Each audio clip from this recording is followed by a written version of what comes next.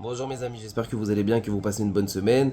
Quand deux personnes ils vont se disputer, mais que un il va venir s'excuser, il va dire à son ami excuse-moi, j'ai fait une erreur, je te demande pardon, et il va accepter le pardon. Donc en règle générale, quand on accepte un pardon, un vrai pardon, ça veut dire on tourne la page, on oublie le passé, on redevient amis comme avant.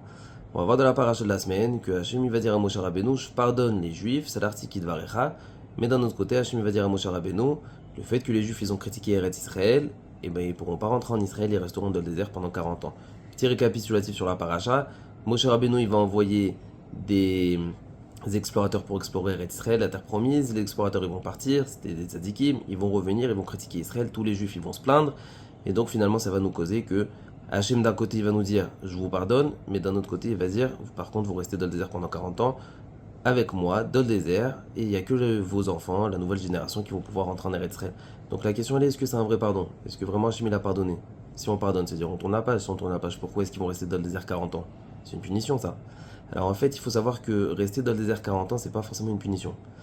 Hachem il a envie de résoudre le fond du problème.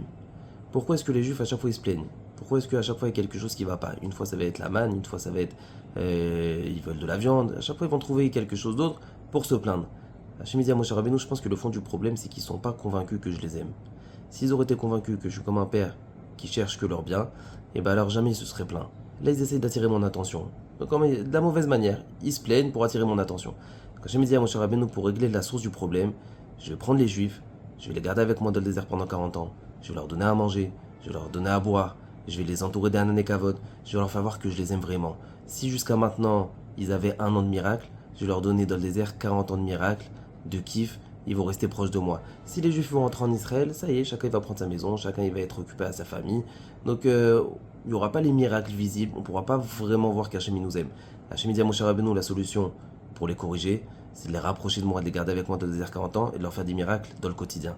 Il faut savoir que des fois on a envie de corriger des personnes qui sont autour de nous, qui font des choses qui nous plaisent pas beaucoup. Et on croit que forcément corriger les gens, c'est de leur donner des coups, de leur faire des reproches. Des fois, on peut corriger la personne plus facilement, en le prenant sous notre aile, en lui donnant de l'amour, en lui faisant voir qu'on cherche que son bien. Et le fait qu'on lui fait voir qu'on cherche que son bien, donc il aura plus besoin de nous attirer l'attention avec des réflexions ou avec des choses qui sont négatives. Une bonne journée, Besserot Tovot.